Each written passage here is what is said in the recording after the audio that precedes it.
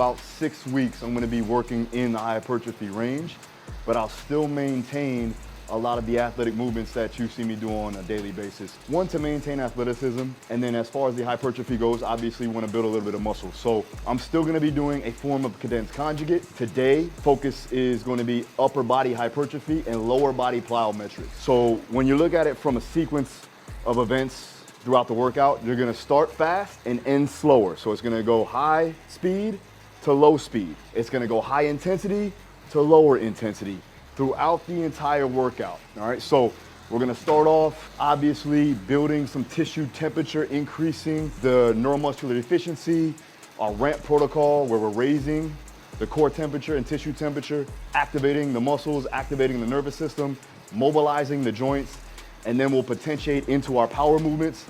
And then right after that, we'll get into our muscle building. So follow along, let's do it.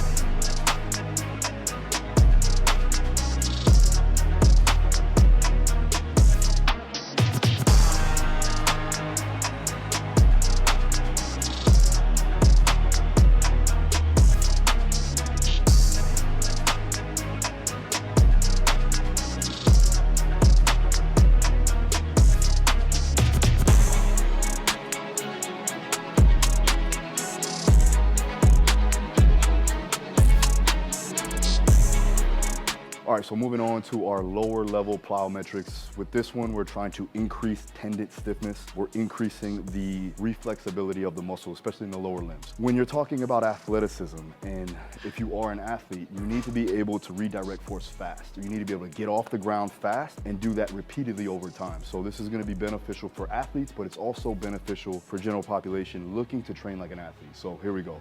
We're gonna do line hops going forward and back, and then I'm gonna go lateral, right? We're gonna do 10 seconds.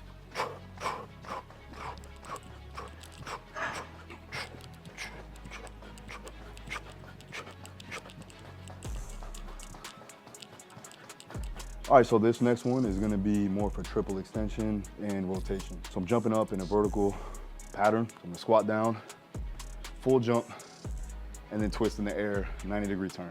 Good thing about this is, one, you're getting triple extension, so you're working explosive power from the ground up. I'm dropping the hips down lower, hitting the quads a little bit more because my hips are gonna be lower. I'm gonna drive through the ground, get up, and then I need to have what's called proprioception, knowing where you are in space. And that's gonna be good for any athlete, especially in a field-based sport too as well, where they have to be mindful of their body in all positions. Do 5 on one way, 5 on the other.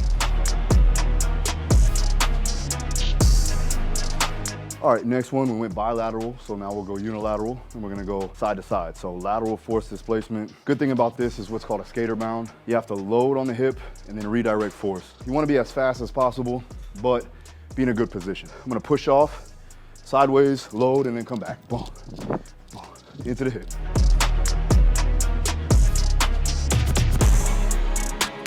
All right, so we went vertical, we went lateral, now we're gonna go horizontal. I'm gonna drop off a 12-inch box here. As soon as I hit the ground, I'm going forward. So I wanna land on 2 feet, and then I wanna push and shoot my hips forward.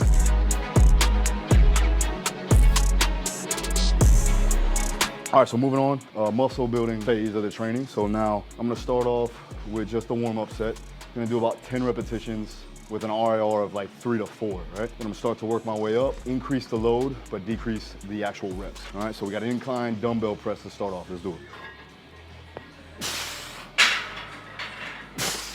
So on the warm-up sets, and pretty much every set, I'm focusing on full range of motion.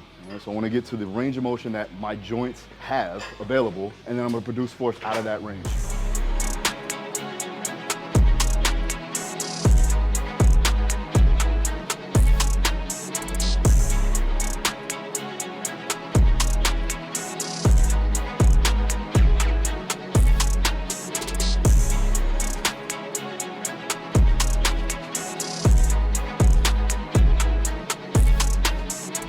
All right, so make sure you stay tuned to the end of the video because I'll go over the entire workout on the board. So.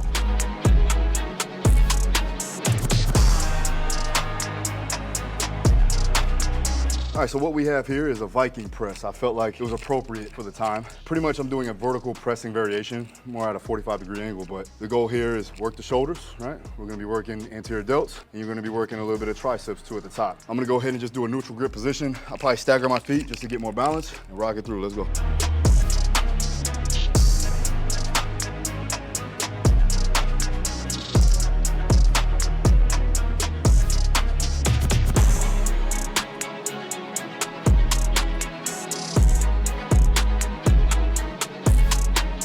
All right, so we finished with most of the compound lifts. So now we're gonna work our way into 2 accessory exercises. One for the posterior delt, and then the other one for the triceps. This is gonna be a superset fashion. So we're gonna go 1A, 1B, a little bit higher reps, working around 8 to 12 repetitions, maybe even 15. Start with 15, then go 12, 10, 8, 3 to 4 sets. One being a warm-up set, the rest working sets.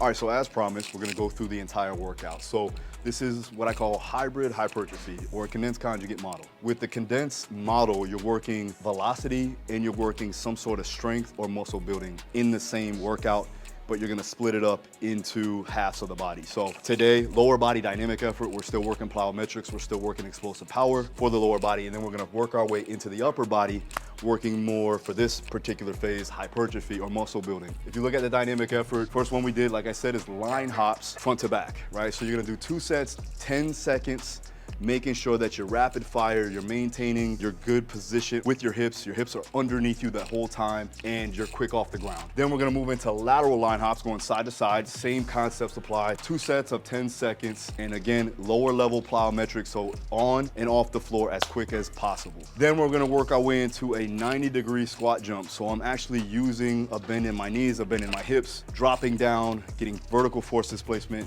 triple extension, and rotating my body in midair, landing in that 90 degree and sticking that landing. So if you look at it, we're going vertical to rotation on that.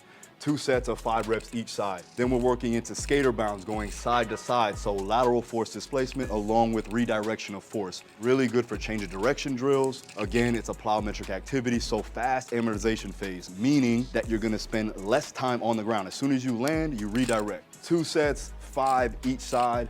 And like I said, that's more lateral. Last one, we're gonna go into a broad jump with the drop down on a 12-inch box. 2 sets of 5 repetitions, and you're working through that horizontal. Working our way into a build, right? So now we're building muscle, we're working on hypertrophy. Make sure that you can maintain a solid tempo. Roughly 3 seconds on the eccentric, 2 to 3 seconds is probably the most optimal, especially when you're trying to control the weight. For you beginners or intermediate, make sure that you have a slower concentric in this particular fashion. One, because time under tension to help build the muscle, to help get mechanical tension. The most important thing is making sure that you have a solid tempo and it's consistent throughout the entire workout. Now the rest periods are gonna be 60 to 90 seconds, and your reps in reserve are going to go from a higher reps in reserve to a lower reps in reserve, almost to 0. So the first exercise is gonna be a dumbbell incline press. I did 1 set of 10, 1 set of 8, 1 set of 6, and then 1 set of 5. So the first set was obviously a warm-up set, horizontal pressing motion. As you can see, I wrote down my numbers there, and we did 100 at the end for 6 reps, and then I did another 100 for 5 reps. Number 2, going into a vertical pull, so a neutral grip pull-up. Same concept, you wanna do your reps as much as you can with the acquired reps in reserve, right? Make sure that you're resting around 60 to 90 seconds. All right, the next one, Viking press, and that 45-degree press. It's still somewhat of what we would call or categorize it as a vertical pressing motion. 8, 6, 5. I did 180, 225, and then I did another set of 225 on that. Pendlay row. So this one, you're in that low position, almost like you're gonna deadlift, but you're just rowing from the ground. I'm letting the bar hit the ground,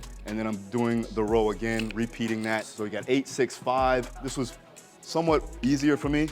I have a good horizontal pull. Could be from years of training it or whatever, but 135, 185, 205, and then I did another set of 205. Since I got 8 reps and I was supposed to get 6 to 5, I'll go up and wait the next week. Next one is gonna be a superset. So we're gonna go bent over dumbbell flies into dumbbell rollback extensions with a band. So with the band, you get accommodated resistance at the top, working that lockout. This is a good exercise for benchers, right? If you're a power lifter, this would be good. This would be a good accessory exercise if you're missing at the lockout of your bench. Really good for combat sport athletes looking for snap at the end of their punches. And then if you're looking to build a little bit more hypertrophy on your triceps, this is the one. I like dumbbell flies, bent over dumbbell flies, really hits the rear delts for me. So this one's gonna be a little bit more higher in volume. I did 10, 8, and then 8 to 10. Like I said, now that I know where I'm at with the weight, I'm gonna go up the next week and make sure I'm steady progressing the weight so that I can get that progressive overload to keep building, all right?